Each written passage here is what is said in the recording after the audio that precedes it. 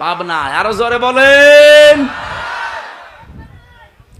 জেলখানা দেওয়ার দরকার নেই, পাবনায় পাঠিয়ে দেন, ও থাক। কয়েকদিন আগে পাবনায় গিয়েছিলাম, যে দেখলাম পাগল বেশি নেই, সব ভালো হয়ে চলে গেছে। এখন এদেরকে পাঠানো দরকার। ওরা পয়েন্টটা লিখেছে দ্বিতীয়টায়, যে শরীর আমার, সিদ্ধান্ত আমার। জেনা ব্যভিচারের ব্যবসা খুলে বসতেছে।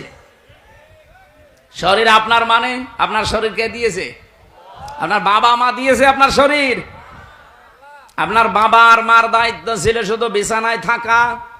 এই শরীরটা আমার আল্লাহ নিজে বানিয়েছেন। সূরা নূরের ভেতরে আছে, সূরা কি মুমিনুনের ভেতরে আল্লাহ পয়েন্ট আকারে দিয়েছেন যে তোরে কি করে বানালাম আমি। সুম্মা খালাকনান নুতফাতান আলাকাতান ফাখালাকনাল আলাকাতা মুদগাতান ফাখালাকনাল মুদগাতা ইযামা ইলা আখিরি আয়াত। আল্লাহ একে সিরিয়াল আকারে দিয়েছেন, আমি নুতফা এর আকারে, এরপরে আমি এটা মদগা, এরপরে আলাক, এরপরে রক্ত গোশত চর্বি চামড়া দিয়ে একটা ছাউনি দিয়ে বাচ্চার আকার দিয়ে ছেলে না মেয়ে হবে সে সিদ্ধান্ত দিয়ে মায়ের পেট থেকে আস্তে করে বের করে নিয়ে আসি। আল্লাহু আখরাজাকুম মিন বুতুনি উম্মাহাতিকুম লা তা'লামুনা শাইআ। এই আয়াতগুলো পর্যালোচনা করলে দেখা যায় পুরাটা দায়িত্ব আমার আল্লাহ পালন করেছে, বাকি শুধু সিস্টেমটা আমার আল্লাহ, যেহেতু মার বাবার কাছ থেকে শুধু সিস্টেমটা একটু। তাছাড়া আল্লাহ নিজেও আমাদেরকে বানিয়ে বানিয়ে আকাশ থেকে ফেলতে পারতো না? আমাদের আদি পিতাকে ফেলে নাই, কথা বলেন না কেন? আদি মাতাকে ফেলে নাই। তাদেরকে যদি আল্লাহ ফেলতে পারে, এমনকি বাবা ছাড়াও আল্লাহ বানাতে পারে হযরত ঈসাকে, প্রমাণ তো দুনিয়ায় আছে। সুতরাং যারা এই পয়েন্ট লিখেছেন আপনারা কিন্তু স্বাভাবিক নেই। আমার মনে হয় তারা মেয়াদ উত্তীর্ণ গাঁজা খায়। মেয়াদ আলা গাঁজা খেলে তো এত নিছেন, আমার কথা না। দেহ আমার, সিদ্ধান্ত আমার। আবার এক মহিলা লিখেছে ব্যানারে যে আমার চামড়া আমি দেব।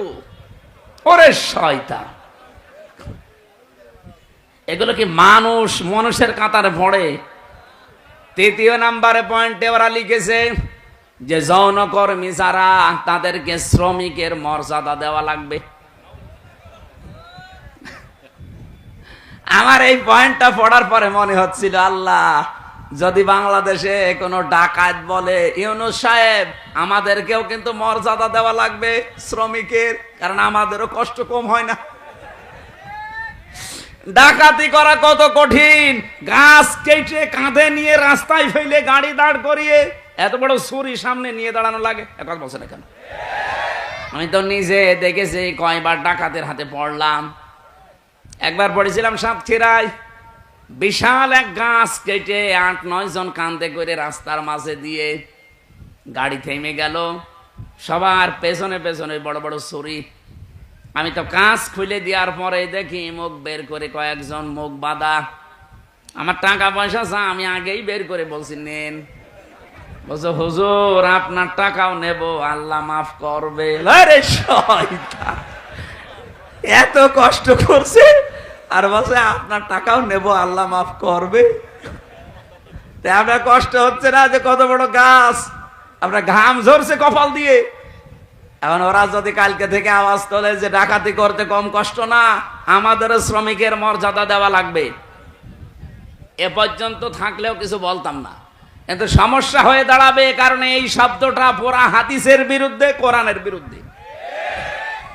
আপনি দেখেন সূরা কসসের ভেতরে আছে, মুসা আলাইহিস সালামকে যেদিন শুআয়ব আলাইহিস সালাম উনি শ্রমিক হিসাবে নিয়োগ দেবেন, ওনার মেয়েদের ওই যে কুয়া থেকে পানি তুলে দিয়েছিলেন, কুয়া থেকে, ওই বিশাল কুয়া থেকে পানি তুলে নেওয়ার সময় ওনার ঘাম ঝরছিল। মেয়ে দুইটা গিয়ে বলেছে, বাবা এরকম একটা শক্তিশালী এবং বিশ্বস্ত, আমিন বলা হয় কোরআনে আছে আমিন, এরকম একটা বিশ্বস্ত শ্রমিক পেয়েছি, আপনি যদি নিতে চান তো উপকার হবে, তার শরীরে শক্তি আছে, আমরা দেখেছি 4-5 জন রাখাল মিলে যে ঢাকনা সরাতে পারে না কুয়ার, অথচ ওই লোকটা দেখলাম 1 হাত দিয়ে কুয়ার ঢাকনা সরিয়েছে।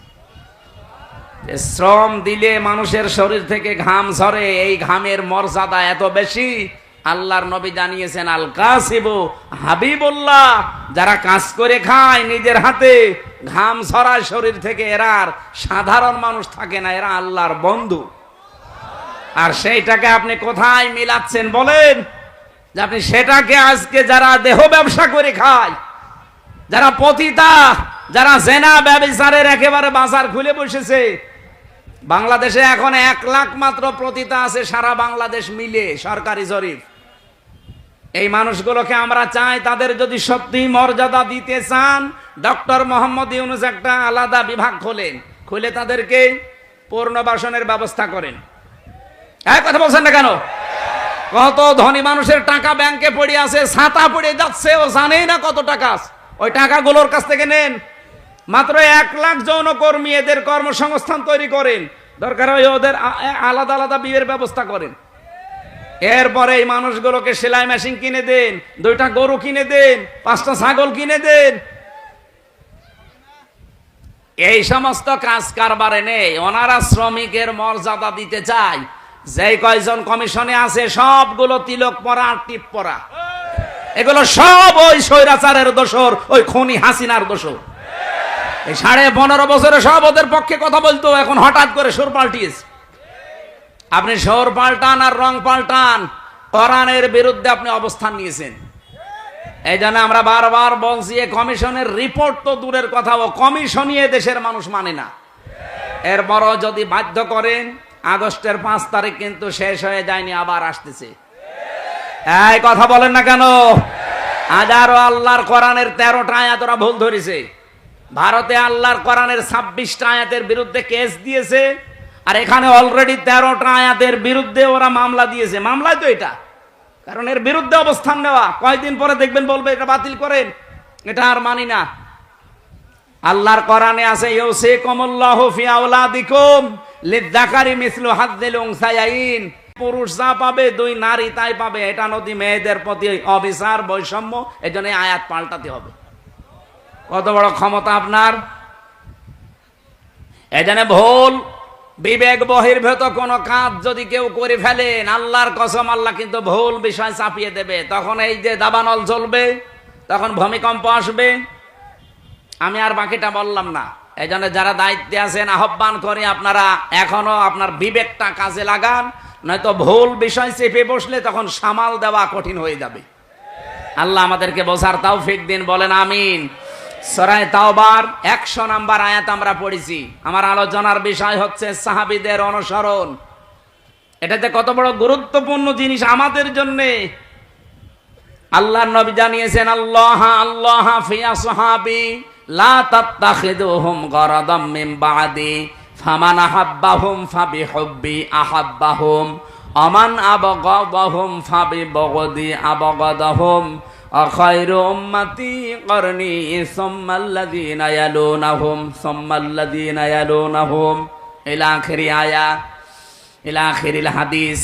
এটা হাদিসের ভাষা। নবীজি বলেন, পৃথিবীর মানুষেরা আমার সাহাবীদের সম্পর্কে সাবধান। আমার সাহাবীদের সম্পর্কে, আমার সাহাবীদের সম্পর্কে সাবধান। আমার সাহাবীদের সাথে কেউ যদি শত্রুতা করে, সেজন্য আমি নবীর সাথে শত্রুতা করে। একজন আজানের জবাব দিয়ে দেন, দিলে আদায় হয়ে যাবে, দিয়ে দেন, একজন দিয়ে দেন। এই পৃথিবীর কোন মানুষ যদি আমি নবীর সাথে দুশ্মনী করে, সেজন্য দুশ্মনী করে কার সাথে? বলেন বলেন, আল্লাহর সাথে। এজন্য আমাদের এই জায়গাটা খুব সেনসিটিভ জায়গা। আল্লাহ এত বেশি প্রশংসা দিয়েছেন সাহাবায়ে কেরামের, যেহেতু আল্লাহ তাদের উপরে বলে দিয়েছেন, রাদিয়াল্লাহু আনহুম ওয়া রাদু আনহু, আমি নিজে তাদের উপরে খুশি হয়ে গেছি, যেমন তারা আমাদের উপরে খুশি আছে। সুতরাং তাদের পথ অনুসরণ, অনুকরণ করলেই আল্লাহকে সন্তুষ্ট এবং রাজি খুশি করা যাবে বলে আমরা কোরআন থেকে তথ্য পেয়েছি। আরফা'না লাকা যিকরাক, যদিও এই লাকা দিয়ে বিশ্বনবী মুহাম্মদুর রাসূলুল্লাহকে আল্লাহ উদ্দেশ্য করে জানিয়েছেন, হে নবী, আমি কি আপনার নামকে, সম্মান মর্যাদাকে উপরে তুলি নাই? কত উপরে তুলেছি, আমার নাম সেখানে, সেখানে আপনার নাম আমি লিখে দিয়েছি। আমাদের আদি পিতা হযরত আদম আলাইহিস সালাম, আপনারা জানেন এই পৃথিবীতে 350 বছর পর্যন্ত তিনি কেঁদেছিলেন, তো মাপ পাননি। তিনি যখন 350 বছর পরে বললেন, আল্লাহ মুহাম্মদুর রাসূলুল্লাহর ওসিলায় আমাকে মাফ করে দাও, আল্লাহ মাফ করে দিয়েছিলেন। কিন্তু প্রশ্ন করেছিলেন যে এই নাম তুমি জানলে কি করে, কোথায় পেয়েছো এই নাম? হযরত আদম বলেছিলেন, আল্লাহ যেদিন জান্নাত থেকে তুমি আমাকে বের করে দাও, আমি জান্নাত থেকে বিদায় নেওয়ার সময় জান্নাতের মেন গেটের ওপরে তোমার নামের পরে এই নামটা লেখা ছিল, আমি দেখেছিলাম, লা ইলাহা ইল্লাল্লাহু মুহাম্মাদুর রাসূলুল্লাহ। আমি মনে করলাম যে এই নামটা দামি নাম হবে, অবশ্যই তোমার নিকটবর্তী কেউ হবে, নয়তো তোমার নামের পাশে এই নামটা থাকতো না। আল্লাহ ওই দিন তার মর্যাদা জানিয়েছিলেন যে এটা তোমারই সন্তান হবে, এটা পৃথিবীর শ্রেষ্ঠ মানুষদের একজন। বাদ জাকুম মিনাল্লাহি নূরু ওয়া কিতাবুম মুবিন, এই আয়াত দিয়ে অনেক মানুষ দলিল দিতে চায় নবীজি নূরের তৈরি ছিল এই দিকে। এখান থেকে কয়েকটা শিক্ষা আমরা বের করতে পারি। বলেন তো, আল্লাহ জিজ্ঞাসা করার জবাব দিলেন কি, যে এই লোকটার ওসিলা দিয়ে যে তুমি মাপ চাইলে, এই লোকটাকে তুমি এখনো জানো না, লোকটা তোমার সন্তান, এ দুনিয়াতে তোমার পরে যাবে। কি বুঝলেন এখান থেকে? আদম আলাইহিস সালাম অনেকে জিন ছিলেন না ফেরেশতা ছিলেন? মানুষ। বলেন না কেন, আরো জোরে বলেন। আর মানুষ আল্লাহকে দিয়ে বানিয়েছে, এটা আমরা সবাই জানি। কোরআনে কারিমে আল্লাহ বহুবার এ তথ্য দিয়েছেন, ইন্নী খালিকুম বাশারাম মিন তিন, অবশ্যই আমি মানুষ বানিয়েছি মাটি থেকে। সুতরাং সরাসরি আমরা আয়াত থেকে, যেটা সূরা সুয়াদের ভেতরে পাবেন, 23 নম্বর পারা 16 নম্বর পৃষ্ঠা 5 নম্বর লাইনে আছে, 71 নম্বর আয়াত সম্ভবত। আল্লাহ তাআলা জানিয়েছেন অবশ্যই আমি, এটা শেষের অংশে আছে, আবার প্রথমে খুঁজলে পাবেন না, শেষের দিকে আছে, ইন্নী খালিকুম বাশারাম মিন তিন, অবশ্যই আমি বানিয়েছি মানুষ মিন তিন, মাটি থেকে। এখানে যেহেতু আদম আলাইহিস সালাম উদ্দেশ্য, এই জন্য পৃথিবীতে একটা মানুষকে আল্লাহ শুধু বানিয়েছেন মাটি দিয়ে, আমাদের আদি পিতা যিনি। তাছাড়া দুনিয়ায় আর কাউকে আল্লাহ সরাসরি মাটি দিয়ে বানাননি, বানিয়েছেন মাটির নির্যাস দিয়ে। আর মাটি বানিয়েছেন কমপক্ষে 10টা জিনিস দিয়ে। আপনি মাটি গবেষণা হয় যেখানে সেখানে মাটি নিয়ে যাবেন, দেখবেন 10টা জিনিস ওরা বের করে দেবে। অক্সিজেন দেবে, আয়রন দেবে, সিলিকন দেবে, এরকম অ্যালুমিনিয়াম দিবে, ম্যাগনেসিয়াম দেবে, পটাশিয়াম দেবে, এরকম 10টা জিনিস আমরা পাই। তাহলে এখান থেকে বুঝলাম পৃথিবীতে একমাত্র মাটি দিয়ে বানিয়েছে আদম নবীকে। আমাদের এই জন্যে আদি পিতা বা একেবারে প্রথম বাবার নাম জিজ্ঞাসা করলে কি বলা হয়? এ পর্যন্ত বুঝেছেন কিনা বলেন? আমাদের আদি পিতা প্রথম বাবার নাম কি? বলেন বলেন। আল্লাহ যে ওনাকে বললেন, হে আদম, যার নাম নিয়ে ক্ষমা চাইলে আমি ক্ষমা করে দিলাম, ওইটা তোমার সন্তান হবে এবং তোমার পরবর্তীতে যাবে। আমার প্রশ্ন হচ্ছে, বাবা যদি মাটির তৈরি হয়, ছেলে হবে আগুনের। কমন সেন্স কি বলে আপনার? কুল ইন্নামা আনা বাশারুম মিসলুকুম, হে নবী আপনি বলেন আমি তোমাদের মতোই মানুষ। ইউহা ইলাইয়া, পার্থক্য এতটুকু, আমার প্রতি ওহী আসে, তোমাদের প্রতি আসে না, এতটুকু আছে। কিন্তু আমার বাবা যেহেতু আদম, বাবা যদি মাটির হয়, ছেলে কোনোদিন আগুনের হয় না, তাহলে তো সিস্টেম পাল্টিয়ে যায়। প্রথম এই কথা থেকে এই তথ্য নেওয়ার পরেও কিছু মানুষ, আমি যে আয়াত পড়লাম, কদ জাকুম মিনাল্লাহি নূরু ওয়া কিতাবুম মুবিন, আয়াত দিয়ে দলিল দিতে যায়। বিশেষ করে এটা চট্টগ্রাম বিভাগে, সিলেট বিভাগে, এগুলো তারা যারা গরম সুন্নি, ঠান্ডা সুন্নি, এরা এই আয়াতটা নিয়ে আসতে চায়। আপনি যদি একটু কোরআন শরীফ বুঝে পড়েন, চিন্তা ভাবনা নিয়ে পড়েন, তাহলে এই প্রশ্নের উত্তর কিন্তু এই আয়াতে আছে। আল্লাহ বলেন অবশ্যই আমার পক্ষ থেকে তোমাদের কাছে এসেছে একটা নূর, স্পষ্ট কিতাব। আল্লাহ শব্দ দিলেন 2টা, অর্থ দিলেন একটা। অবশ্যই আমার পক্ষ থেকে তোমাদের কাছে একটা কিতাব এসেছে স্পষ্ট। এটা নূর নাম দিলেন, নূর দেওয়ার পরে তিনি ব্যাখ্যা করলেন যে নূরটা হচ্ছে স্পষ্ট। এখন আমরা এখানে তাফসীর করতে গিয়ে অনেকে হয়তো ভুল করি অথবা জেনে শুনে কোনো দিকে ডাইভার্ট হয়ে যায়, নিজেদের বিভিন্ন জিনিসকে এর উপরে চাপিয়ে দেওয়ার জন্য বলা হয় যে এখানে নূর মানে মুহাম্মাদুর রাসূলুল্লাহ আর কিতাব মুবিন মানে কোরআন শরীফ। না, এই জিনিস দুইটাই এক, তার প্রমাণ পরের আয়াতে আল্লাহ নিজে দিয়েছেন। এটা সূরা মায়েদার 15 নম্বর আয়াত, এর পরের আয়াতে দেখেন দুইটা জিনিস এসে এক, তার প্রমাণ আল্লাহ দিচ্ছেন। এদিকে তাকান, আল্লাহ পাক বলেন ইয়াহদি বিহিল্লাহ, এইটার দ্বারাই আমি হেদায়েত করি, পথ দেখাই। যেহেতু আল্লাহ এখানে ইয়াহদি বিহি এই শব্দটা আল্লাহ বহু বচন দেননি, দ্বিবচন দেননি, এক বচন দিয়েছেন। মুফাসসিরিন ইকরাম, আমি যত তাফসীর পড়েছি সব মুফাসসির এই বিহি দিয়ে ওই আগের দুইটা নাম একটা জিনিস এইটাই বুঝিয়েছেন। আল্লাহ বলেন আমার পক্ষ থেকে অবশ্যই তোমাদের কাছে নূর যাবে, স্পষ্ট কিতাব যাবে। তাহলে নূরও যা, স্পষ্ট কিতাবও তা, তার নাম কোরআন শরীফ। তার নাম কি বলেন বলেন? এতটুকু শেষ করেননি আল্লাহ, এ পর্যন্ত বললে আমাদের বিভ্রান্ত হওয়ার সম্ভাবনা থাকতো। এই জন্য আল্লাহ ব্যাখ্যা করছেন ইয়াহদি বিহিল্লাহ। এখানে ফাইল কর্তা সরাসরি আল্লাহ নিজে। আল্লাহ বলেন আমি এইটার দ্বারাই হেদায়েত করি। আর আমরা সবাই জানি পৃথিবীতে হেদায়েত দেওয়ার একচ্ছত্র মালিকানা কোরআনের। না মানে আল্লাহর মানে কি? আল্লাহর কথাই তো কোরআন। এই পৃথিবীতে কোরআনকে আল্লাহ হেদায়েত দেওয়ার মতো ক্ষমতা দিয়েছেন, তাছাড়া আর কাউকে দেয়নি।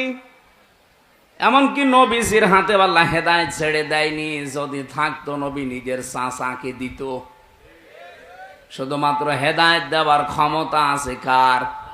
আরে কোরআন শরীফ কার?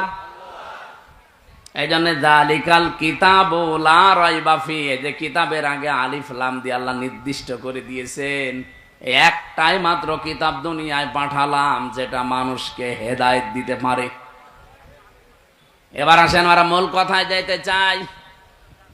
যেহেতু পৃথিবীর একখানা কিতাব আছে মানুষকে হেদায়েত দিতে পারে, আর কেউ পারে না, সেই হিসাবে আল্লাহ কিতাবের নাম এখানে নূর বলার পরে আবার উল্লেখ করেছেন ওয়া কিতাবুম মুবিন।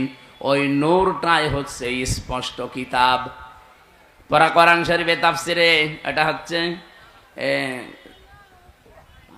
মাযহারির ভেতরে আছে 55টা নাম পাবেন আপনি কোরআনের। 55টার ভেতরে 5 নাম্বার নাম আপনি এইটা পাবেন।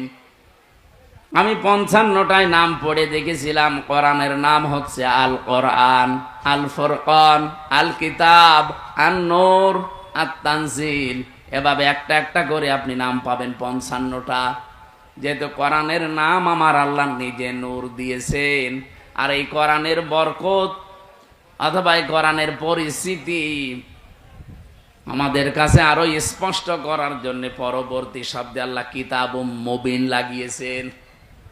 আমাদের রাজশাহী, খুলনা, রংপুর এই সমস্ত বিভাগে যেহেতু সমস্যা একটু কম এই শব্দ নিয়ে, তারপরেও স্পষ্ট করছি নবীজি নূরের তৈরি বললে তার সম্মান বাড়ে না, আরো কমে যায়। বাবা সেইটার আপনি সন্তানকে ওইটা বলে চালাবেন। বিশ্বনবী মুহাম্মদুর রাসূলুল্লাহ, এখান থেকে আপনি প্রমাণ আজকে পেলেন ইয়াহদি বিহিল্লাহ। এই বিহি এক বচন, এজন্য পৃথিবীতে কোরআন শরীফ হচ্ছে নূর, আর মুহাম্মদুর রাসূলুল্লাহকে আল্লাহ নূর দিয়ে বানিয়েছেন। এই আয়াত দিয়ে দলিল দিয়ে আপনি একটা পাগল। তাহলে বিহি আল্লাহ দিত না, বিহি মা দিত, যে নবীজি এবং কোরআন শরীফ এই দুইটা দিয়ে আমি হেদায়েত দান করি। তাহলে বিহি মা দিল না কেন? আমি আলেমদেরকে বলছি যারা একটু লেখাপড়া করেন এই আয়াতটা নিয়ে বাড়ি যারা চিন্তা ভাবনা করবেন। আমার তো মাথা ছোট, ভুল হতে পারে। যাদের মাথা বড় বড় আছে এ বড় মাথায় আরো এই যে এক হুজুর বসে আছে না, কি যেন গোলাম রব্বানি, কি মাথা দেখেছেন?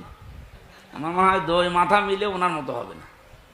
তো ওনার মতো বড় বড় মাথা যাদের, তারা যেন আরো একটু চিন্তা ভাবনা করে, বিহি আর বিহিমা ইহদি বিহিল্লাহ মানিত্তাবা রিদওয়ানাহু সুবুলাস সালামি ওয়া ইখরিজুহুম মিনাজ যুলুমাতি ইলান নূর। আল্লাহ পাক বলেন এইটার দ্বারাই আমি হেদায়েত করি। এইটা মানে এখানে এক বচন কোরআন। মানিত্তাবা, যে ব্যক্তি অনুসরণ করবে কোরআনকে, রিদওয়ানাহু, এবং তার সন্তুষ্টি চাইবে, তার মানে আল্লাহর। সবুলাস সালাম, সবুল বহু বচন, সালাম আল্লাহ পাক তার নিজের নামটা এখানে দিলেন। পৃথিবীতে যত শান্তির পথ আছে সব আমার আল্লাহ কোরআনে দিয়েছেন। এই শান্তির পথ আমার আল্লাহ তাকে নসিব করবেন যদি এটার অনুসরণ করা হয়। ইখরিজুহুম, তিনি বের করবেন তোমাদেরকে। ইখরিজুহুম দিয়েছেন, তিনি বের করবেন তোমাদেরকে মিনাজ যুলুমাতি ইলান নূর, অন্ধকার থেকে আলোর দিকে। আর সেটা দিয়ে তিনি বের করবেন তার নাম যেহেতু নূর, আমরা বলি কোরআন। নাম কি? আমার মনে হয় এই প্রশ্নের উত্তর আর দেওয়ার দরকার নেই, আপনি স্পষ্ট হয়ে গেছেন। যে কথা বলতে চাই এখান থেকে, মুহাম্মদুর রাসূলুল্লাহর নাম নিয়ে হযরতে আদম নবী একদিন দুই দিন না 300 বছর কন্দন করেও মাপ পাননি। শেষে এই নামটার কারণে আল্লাহ মাফ করে দিয়েছিলেন। এই জন্যে সম্মান মর্যাদা দুনিয়াতে আল্লাহ যত বেশি এই পৃথিবীতে দিয়েছেন, একেবারে সে আরশের মেন দরজা থেকে শুরু করে, জান্নাতের মেন গেট থেকে শুরু করে, তামাম পৃথিবীতে যেখানে আল্লাহর নাম সেখানে রসুলের নাম। কি আপনি দেখেন, বাংলাদেশে প্রায় 1110 কিলোমিটার পথ, টেকনাফের একেবারে শেষ গ্রাম থেকে পঞ্চগড়ের তেতুলিয়ার ওই বাংলা বান্দা পর্যন্ত সব মিলিয়ে আপনি হিসাব করে দেখবেন 1110 কিলোমিটার। কত? টেকনাফের একেবারে শেষ গ্রাম থেকে যখন আজান আরম্ভ হয়, এরপরে হয়তো আসবে বখিয়া, এরপরে চট্টগ্রাম, এরপরে বান্দরবন, এভাবে একটা একটা করে আপনি আস্তে আস্তে দেখবেন টেকনাফ থেকে একেবারে তেতুলিয়ার বাংলা বান্দা পর্যন্ত 0 পয়েন্ট, পুরা একাধারে 13 মিনিট 4 সেকেন্ড আজান হতে আছে, 1 সেকেন্ডও বাদ নেই। যেখানে আল্লাহর নাম উচ্চারণ হবে, আশহাদু আল্লা ইলাহা ইল্লাল্লাহ, মুয়াজ্জিন সঙ্গে সঙ্গে বলবে আশহাদু আন্না মুহাম্মাদুর রাসূলুল্লাহ, বলবে না? আল্লাহ বলেন রাফা'না লাকা যিকরাক, আমার নাম যেখানে, আমি আপনার নাম ওই জায়গায় উপরে তুলে দিয়েছি। আমার নামকে ডাকার পরে অনায়াসেই মানুষ দেখবেন আপনার নামটা উচ্চারণ করবে। এই জন্যে সম্মান মর্যাদা যাদের কামনা করেছে, আল্লাহ যেন উভয় জগতে তাদের ইমানের উপরে টিকে থাকার তৌফিক দেন, বলেন আমিন। অনেক মানুষ হয়তো টিকে থাকে, মরণের সময় এলোমেলো হয়ে যায়। কি এলোমেলো হয়ে যায় না? আজরাইলকে দেখার পরে হয়তো পাল্টিয়ে যায় না। আমরা চাই এই গুরুত্বপূর্ণ সময়েও তাদের ইমান যেন টিকে থাকে, বলেন আমিন। দল মত জাতি বর্ণ ধর্ম নির্বিশেষে আজকের এই অনুষ্ঠান, এটা কি শুধু মুসলমানদের না? হাদা বায়ানুল লিন্নাস হুদাল লিন্নাস, মানুষ পদবাচ্চে আমরা যারা বিবেচিত সবার জন্য আল্লাহ আজকের এই অনুষ্ঠানটা কবুল করেছেন। কারণ আমরা মানুষ, কোরআন শরীফ যেহেতু সবার জন্য, যারা মানুষ তাদের জন্য।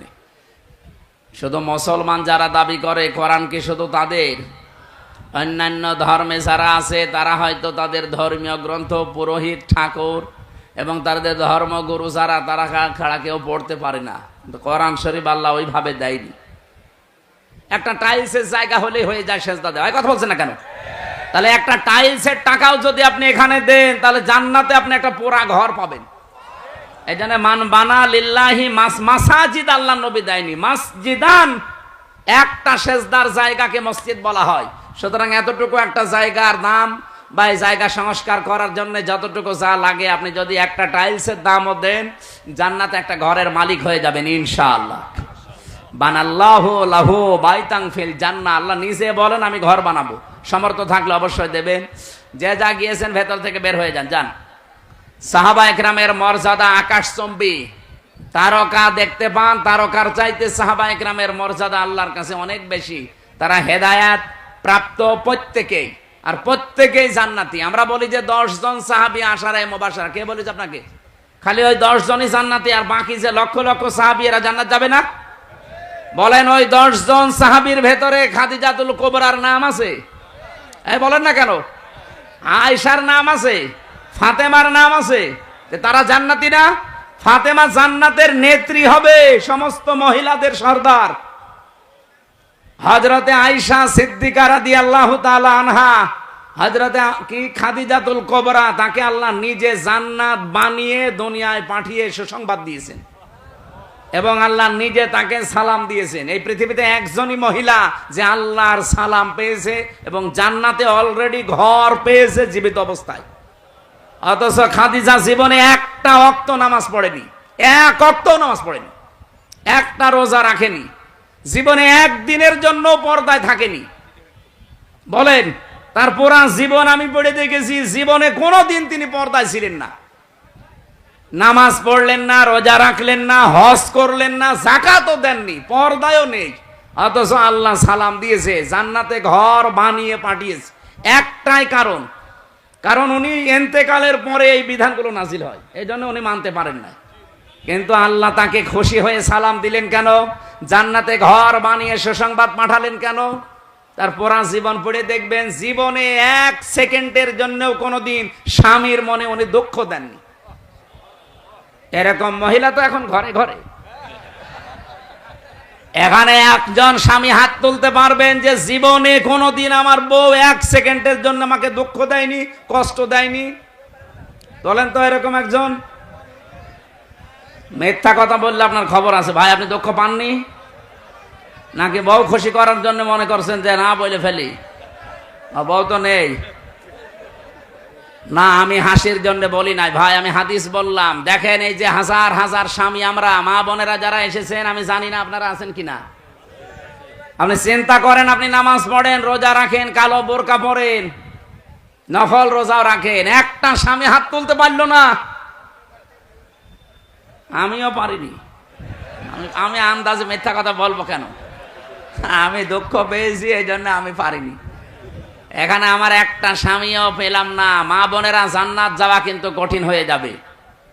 আর এখন যদি ওরা বলে হুজুর ওয়াজটা একটু উল্টিয়ে করেন তো, যে একটা স্বামী একটু হাত তুলুক তো, জীবনে স্ত্রীর মনে দুঃখ দেয়নি। না বাবা শাহজালাল, এখানে হবে না হালাল। না, আমাদের চরিত্র আমরা কন্ট্রোল করব। স্ত্রীর গায়ে যারা হাত তোলে, এর মতো ইতর মানুষ দুনিয়ায় নেই। হাত না তুলে, হাত তোলা একেবারে হারাম কাজ না, আপনি তুলতে পারবেন যদি ফরজ নামাজ না পড়ে, দরকার হয় হাত তুলবেন। কিন্তু 4 জায়গায় কিন্তু মারা যাবে না, মুখে, বুকে, পিঠে,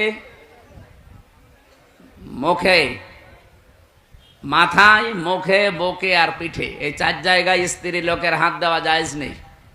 যদি এই 4 জায়গা বাদ দিয়ে কোনো জায়গায় মারতে চান, আপনি মারবেন। খালি নামাজ না পড়লে, রোজা না রাখলে, ফরজ রোজা, জায়েজ যে পর্দাটা আছে, এই পর্দাটা যদি না করে, আর 4 নম্বরে যদি স্বামীর জায়েজ কথা না শোনে। কথা বোঝা গেছে? মা বোন যারা এসেছেন, আপনার জান্নাত পাওয়া অতি সহজ। স্বামী যখন বাইরে থেকে আসবে কর্মজীবন শেষ করে, দুনিয়ায় যত কাজ আপনার হাতে থাক সব বাদ। এখন তারে সময় দেওয়া, তার কথা মতো চলা, এখন তাকে খুশি করা পৃথিবীর সবচাইতে বড় ইবাদত। শুধু যদি ফরজ নামাজটা আর ফরজ রোজা নাও। কোন স্বামী যদি পছন্দ করে যে আমার বউ হাতা কাটা ব্লাউজ গায়ে দিলে আমার ভালো লাগে, আপনি তাই দেবেন। কি কথা বলছেন না কেন? ওরা গায়ে দেয়, কিন্তু স্বামীর জন্য না, ওই মার্কেটে যাওয়ার সময়।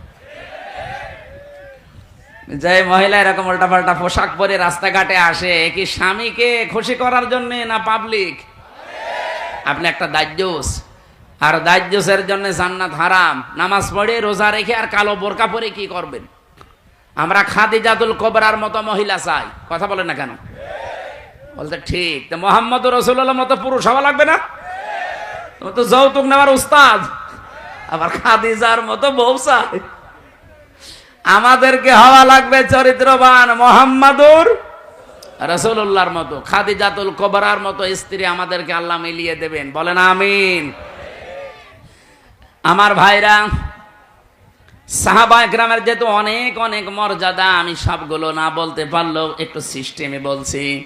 সাহাবায়ে কেরাম যেহেতু কবুল হয়ে গেছে আল্লাহর দরবারে, ওয়াস-সাবিকুনাল আউয়ালুনা মিনাল মুহাজিরিনা ওয়াল আনসার, এই পৃথিবীতে যারা উপরে গেছে আগে অগ্রভাগ, এবং তাদেরকে যারা অনুসরণ করেছে মুহাজির এবং আনসারদের ভেতরে আল্লাহ পাক বলেন এই মানুষগুলো অগ্রগামী। আল্লাযীনা তাবাউহুম বিইহসান, আর এদেরকে যারা অনুসরণ করবে তাদের উপরে আমি আল্লাহর ইহসান, তার মানে আমার বানানো জান্নাত তাদের জন্য, বলেন সুবহানাল্লাহ। সাহাবায়ে কেরামকে আল্লাহর দরবারে কবুল হওয়ার পেছনে আমি এই কয়টা কারণ পুরা কোরআন থেকে হাদিস থেকে পেয়েছি। এক নম্বরে তাদের কয়েকটা গুণ আমাদের ভেতরে থাকা দরকার। এক নম্বরে পেয়েছি আল্লাহর জন্য তাদের অন্তর নিবেদিত ছিল সব সময়। আপনি যদি কাউকে ভালোবাসেন আল্লাহর জন্য বাসবেন, কাউকে যদি ঘৃণা করেন আল্লাহর জন্য করবেন, কাউকে যদি কিছু দান করেন আল্লাহর জন্য করবেন, কাউকে যদি দান করা থেকে বিরত থাকেন যে আমি দেব না তোরে কিছু, তাও যেন আল্লাহর জন্য হয়, ব্যক্তিগত বা পারিবারিক সামাজিক কোনো কারণে না হয়। কথা বোঝা গেছে? আল্লাহ রাব্বুল আলামিন বলেন যে মানুষটার মন মানসিকতা আল্লাহর জন্য নিবেদিত থাকবে সব সময়, এটা সাহাবীদের ভেতরে ছিল।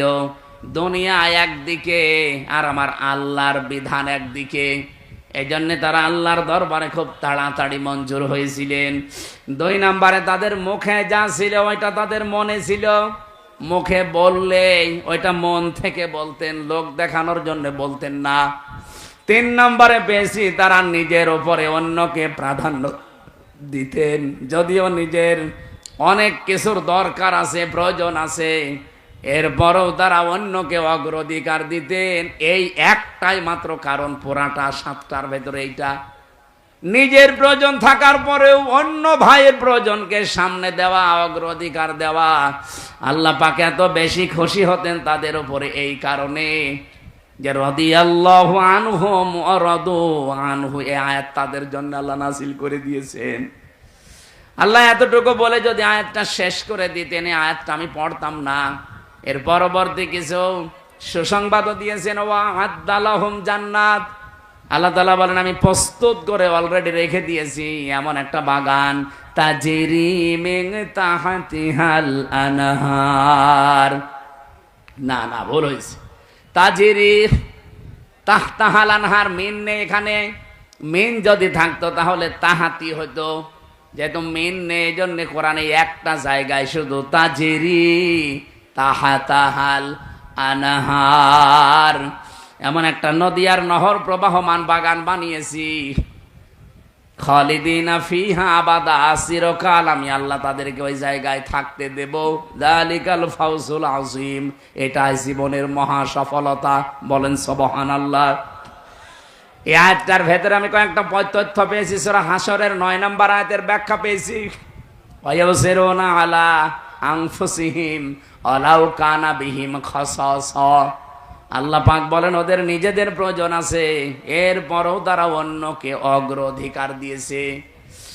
হযরতে আনাস রাদিয়াল্লাহু তাআলা আনহু বলেন নবীজি মসজিদে নববীতে 2-2-3-3 পরপর 3 দিন মেহমান এসেছে তার কাছে। একবারে মেহমান আসার পরে রাতের বেলা আসার পর বিশ্বনবী ডাক দিয়ে বললেন আজকে এই মেহমানটা নিয়ে যাওয়ার মতো আমার ক্যাপাসিটি নেই, তোমাদের যদি কারো থাকে ক্যাপাসিটি তাহলে বলো একটু নিয়ে যাও। হযরতে আনাস বললেন নবী আমার কাছে দেন। নিয়ে গেলেন বাড়িতে, স্ত্রীকে বলে নবীর মেহমান, যা পারো খেতে দাও। স্ত্রী ঘরের ভেতরে ডাক দিয়ে বলছেন দেখেন যা খাবার আছে 2টা ছেলে মেয়ের শুধু হবে, আমরাই না খেয়ে থাকবো মনে করছিলাম, আপনি এরপরে আবার মেহমান নিয়ে এসেছেন। ঠিক আছে, নিয়েই যখন এসেছেন আর রাসূলুল্লাহর মেহমান, আপনি এক কাজ করেন, আপনি একটু মেহমানকে নিয়ে গল্প করেন, কথাবার্তারা বলতে থাকেন, আমি এই ফাঁকে 2টা বাচ্চাকে ঘুম পাড়িয়ে দেই। ঘুম পাড়িয়ে দিয়ে নিজের মেহমানকে সাথে নিয়ে আপনাকে আমি তখন বাচ্চাদের খাবারটা দিয়ে দেব, এরপরে আমি নিজের থেকেই বাতি লিভিয়ে দেব। আপনি অন্ধকারের ভেতরে শুধু মুখ নাড়াতে থাকবেন আর মেহমানকে খাবারটা দিতে থাকবেন আর বলবেন এই তো আলো নিয়ে আসো, আলো নিয়ে আসো।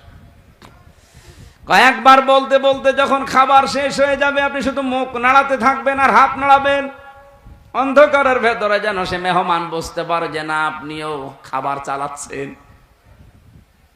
শেষ হয়ে গেল খাবারটা এভাবে। সকালবেলা মসজিদে নববীতে হযরতে আনাস বলেন আমি নামাজে গেছি, নবীজি আমাকে ডাক দিয়ে বললেন মেহমানের সাথে কি ব্যবহার করলে, কেন? আল্লাহর আরশ পর্যন্ত খুশি হয়ে গেছে, তোমাদের নামে সূরা হাশরের 9 নম্বর আয়াত নাযিল হয়ে গেছে। নিজেদের প্রয়োজন থাকার পরও যারা অন্যের অগ্রাধিকার দেয়, অন্যকে গুরুত্ব দেয়, তাদের জীবনটা সাহাবীদের মতো আল্লাহ কবুল করে নেয়। আজ বাংলাদেশে এটা খুব বেশি দরকার। এই কথা বলছেন না কেন? এটা আজকে দল মত জাতি বর্ণ ধর্ম নির্বিশেষে খুব বেশি দরকার। যদি সাহাবীদের মতো কবুল হতে চান, গ্রহণযোগ্য হতে চান, নিজের প্রয়োজন থাকার পরও অন্যেরটা অগ্রাধিকার দেবেন। এটা আমাদের অনেকের মন আছে, কিন্তু আমরা পেরিয়ে উঠি না বড় কারণে। আমার বোনের জন্য, আমার ভাইয়ের জন্য, আমার চাচার জন্য, আমার ফুফুর জন্য আমার মন আছে, আমি কিছু করব। আমার অগ্রাধিকার দেওয়া দরকার তাদের গুরুত্বের, তাদের পরিবারের, তাদের অসচ্ছলতার। কিন্তু অনেক পরিবারে আছে বউ শুধু টান দিয়ে ধরে, না অত দরকার কি? এরকম বউ দেশে নেই? কার বউ এরকম আছে মন ছোট? হাত তোলেন তো। না, এলাকায় ওসব নেই। এরপরে সাহাবায়ে কেরাম কবুল হওয়ার পেছনে কারণ পেয়েছি 4 নাম্বার, তারা লোক দেখানো কোনো কাজ করতেন না। আল্লাহ পাক বলেন আল্লাযীনা হুম ইউরাউনা ওয়া ইয়ামনাউনাল মাউন। আমরা যা করি যতটুকু ছোট হোক আর বড় হোক যেন আল্লাহর জন্য হয়। 5 নাম্বারে পেয়েছি তারা কাফেরদের প্রতি বড় কঠোর ছিলেন। এটা সূরা ফাতিহার 29 নাম্বার আয়াতে এই তথ্যটা পাবেন। মুহাম্মাদুর রাসূলুল্লাহ ওয়াল্লাযীনা মাআহু আশিদ্দাউ আলাল কুফফার। সাহাবায়ে কেরাম আল্লাহর দরবারে কবুল হয়েছিলেন, তার 5 নম্বরে কারণ ছিল তারা কাফেরদের প্রতি বড় কঠোর এবং ভয়ঙ্কর ছিলেন। আজ যারা কোরআনের বিরুদ্ধে 13 জায়গায় হাত দিয়ে কোরআন পাল্টাতে চায়, এরাও কাফের। বাংলাদেশে দলমত দেখা যাবে না, এই জায়গায় নবীর উম্মত এবং সাহাবীদের অনুসরণ করার ক্ষেত্রে কঠোর হওয়া লাগবে। আমরা কঠোর হতে রাজি আছি না? সামনে সব দলমত নির্বিশেষে কঠোর হয়ে যাবেন। এই আইন পাশ করা দূরের কথা, ওরা যেন ভয়ে কাঁপতে থাকে। আমরা তো আল্লাহর দরবারে সাহাবীদের মতো কবুল হতে চাই। আল্লাহ আমাদের তৌফিক দিন, আমিন। আরো জোরে বলেন। দুনিয়ায় সেই কয়দিন বেঁচে আছেন, আমি কালকে নাটোরে লালপুর না বাগাতে পড়াইছিলাম, ওখানে এই পয়েন্টটা বলেছিলাম, কেউ যদি জুলুম করে সামনে মনে করেন যে আমি অমুক জায়গায় পৌঁছাবো, জীবনও পারবেন না। সাদ্দাত যেমন পারে নাই, জুলুম করে জান্নাত বানিয়েছিল, জান্নাত ভোগ করতে পারে নাই, দেখতেও পারে নাই, এমনকি চৌকাঠে পা দেওয়ার আগেই তার মরণ হয়েছে। হাসিনাও জুলুম করে করে টার্গেটে পৌঁছাতে চেয়েছিল 41 সাল, 41 সাল দিতে দেয়নি, 24 সালেই শেষ। এই জন্য আগামীতে যারা চেয়ারে বসবেন, যদি জুলুমের মাধ্যমে বা জুলুম করেন কারো সাথে, আল্লাহর কসম ইত্তাকি দাওয়াতাল মাজলুম ফাইন্নাহা লাইসা বাইনাহু ওয়া বাইনাল্লাহি হিজাব। মজলুমের বরদোয়া থেকে বেঁচে থাকবা, কারণ মজলুমের বরদোয়া আর আল্লাহর মাঝে কোনো হিজাব পর্দা থাকে না। এজন্য আগামীতে আমি সতর্ক করছি, যারা আসবেন যেন জুলুম করবেন না। জুলুম করে যদি জনগণকে দাবিয়ে রেখে মনে করেন আমি অমুক টার্গেটে পৌঁছাবো একেবারে 41 সাল, আপনার 5 বছর পরে দেখবেন বাড়ি ঘর শ্মশান হয়ে গেছে। কি শ্মশান হয়েছে এটা দেখানো লাগবে? 32 নাম্বারের দিকে তাকান, 33 হয়ে গেছে। ফেব্রুয়ারির 5 তারিখে আযাবুল বুলডোজার নাজিল হয়ে সব শেষ। আগামীতে যারাই আসতেছেন, কে আসবেন আমরা জানি না, আর আমার দেখারও দরকার নেই। যারা আসবেন আসেন, জুলুম করবেন না। সাহাবা একরামের যে 5টা গুণ অলরেডি বলেছি, এগুলো আমি সহ প্রত্যেকের জীবনে যেন আল্লাহ অনুসরণ করার তৌফিক দেন, আমিন। মেয়েদের জন্য অবশ্যই বইটা নিয়েছেন, কাজে লাগবে। আর সৃষ্টি, এটা হচ্ছে শিক্ষিত মানুষদের জন্য, সৃষ্টি জগৎ নিয়ে লেখা আছে, এটা পারলে নিয়ে যান, এই গাড়িতে আছে। আল্লাহুম্মা আমিন। লা ইলাহা ইল্লা আনতা সুবহানাক ইন্নী কুনতু মিনাজ জালিমিন। আল্লাহ, সুন্দর আয়োজনে তুমি খুশি হয়ে আমাদেরকে মাফ করে দাও। এ বিশাল আয়োজনে যদি তুমি নরেন্দ্র মোদী নামে এই পৃথিবীর নিকৃষ্ট মানুষটা, এবং আমার দেশে যিনি পালিয়েছেন ওইটাও, যে দাবানল জ্বলছে, 108টা থেকে 112টার নাম শুনলাম আমরা। এত বড় বড় উন্নত মেশিন তারা সেট করেছে, পানি দিচ্ছে, স্প্রে দিচ্ছে, ঔষধ দিচ্ছে, কিন্তু যত দেয় আগুন তত জ্বলে। কারণ এই আগুন তো আর হামসা লাগায়নি, আগুন লাগিয়েছে কে? আরো জোরে বলেন কে? আপনি কি করবেন এখন? দাবানল, এরপরে আবার ভূমিকম্প। খসনা বিত্তাকরিমি বাইনাল হায়াওয়ান ওয়া নাশহাদু আল্লা ইলাহা ইল্লাল্লাহু ওয়াহদাহু লা শারীকা লাহ শাহাদাতাম মুসিলাতান ইলাল জিনান ওয়া নাশহাদু আন্না মুহাম্মাদান আবদুহু ওয়া রাসূলুহুল মাবউসু ফিনা বিল হুদা ওয়া দীনিল হাক্কি লিইয়ুযহিরাহু আলাল আদিয়ান সাল্লাল্লাহু আলাইহি ওয়া আলা আলিহি ওয়া আসহাবিহিল কিরাম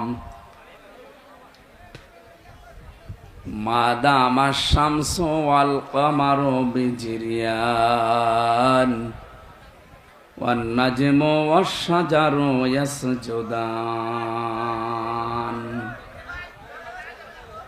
ওয়াস সামাআ রাফাআহা ওয়া ওয়াদাআল মিজান فقد قال الله تعالى في كلامه المجيد وبرهانه التوحيد জবান খুলে পড়েন আউযু বিল্লাহি মিনাশ শাইতানির রাজিম বিসমিল্লাহির রহমানির রহিম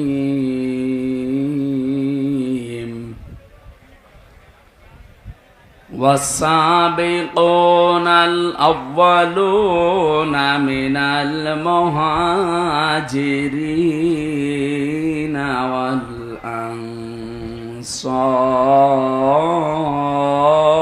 والأنصار من المهاجرين والأنصار والذين اتبعوهم بإحسان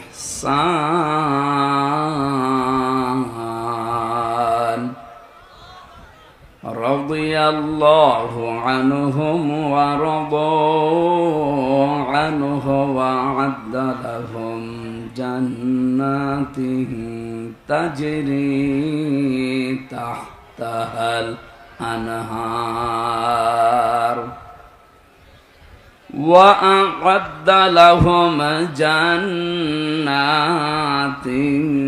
تجري تحتها الأنهار خالدين فيها